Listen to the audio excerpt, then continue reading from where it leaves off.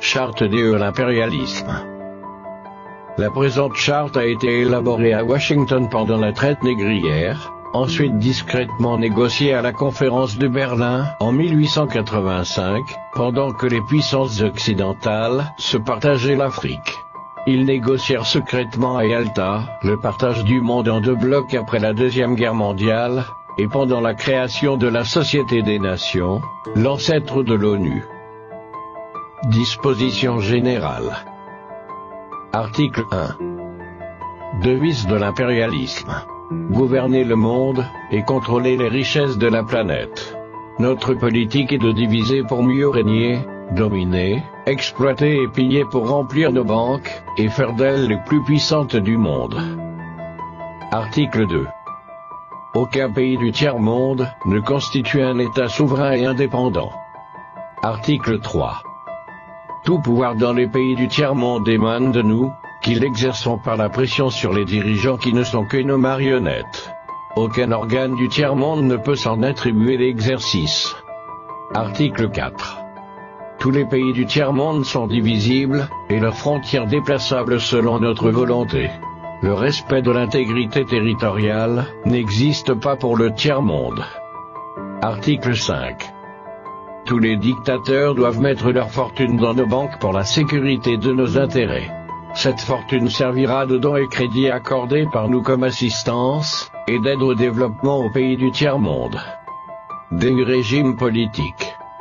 Article 6. Tout pouvoir et gouvernement établi par nous est légal, légitime et démocratique.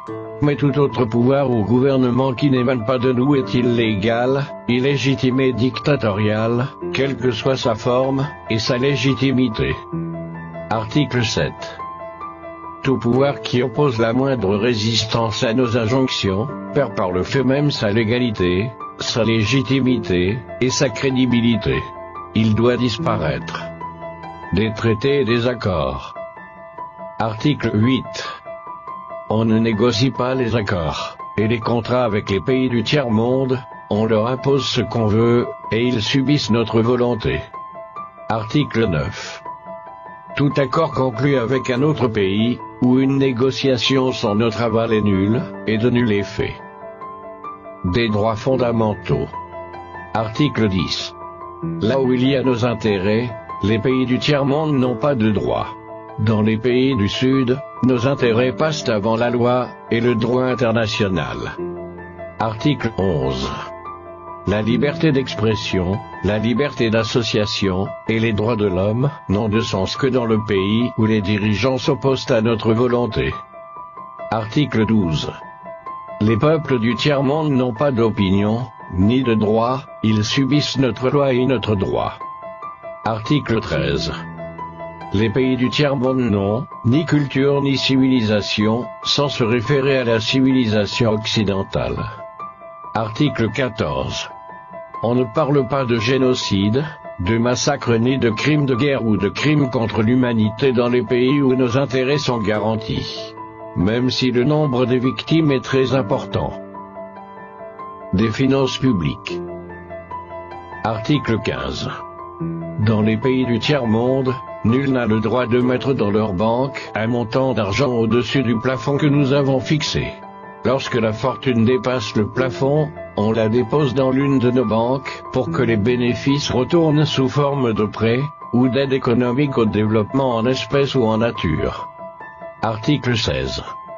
N'auront droit à l'aide précitée les pays dont les dirigeants font preuve d'une soumission totale à nous, nos marionnettes et nos valets. Article 17.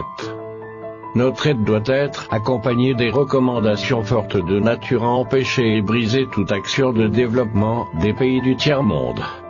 Des traités militaires. Article 18. Nos armées doivent être toujours plus fortes et plus puissantes que les armées des pays du tiers-monde. La limitation et l'interdiction d'armes des destructions massives ne nous concernent pas, mais s'imposent aux autres. Article 19. Nos armées doivent s'entraider et s'unir dans la guerre contre l'armée d'un pays faible pour afficher notre suprématie, et se faire craindre par les pays du tiers-monde. Article 20. Toute intervention militaire a pour objectif de protéger nos intérêts, et ceux de nos vallées. Article 21. Toute opération d'évacuation des ressortissants des pays occidentaux cache notre mission réelle, celle de protéger nos intérêts, et ceux de nos vallées. Accords internationaux. Article 22. L'ONU est notre instrument, nous devons l'utiliser contre nos ennemis, et les pays du tiers-monde pour protéger nos intérêts. Article 23. Notre objectif est de déstabiliser et détruire les régimes qui nous sont hostiles et installer nos marionnettes sous la protection de nos militaires sous la couverture des mandats des forces de l'ONU. Article 24.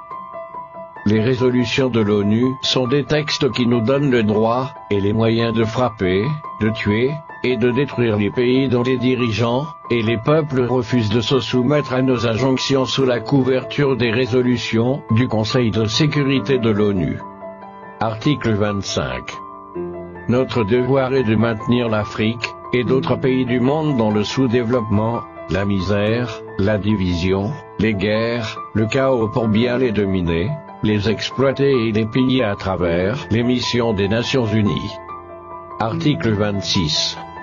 Notre règle d'or est la liquidation physique des leaders et dirigeants nationalistes du tiers-monde. Article 27. Les lois, les résolutions, les cours et tribunaux des Nations Unies sont nos instruments de pression contre les dirigeants et les leaders des pays qui défendent les intérêts de leur peuple. Article 28.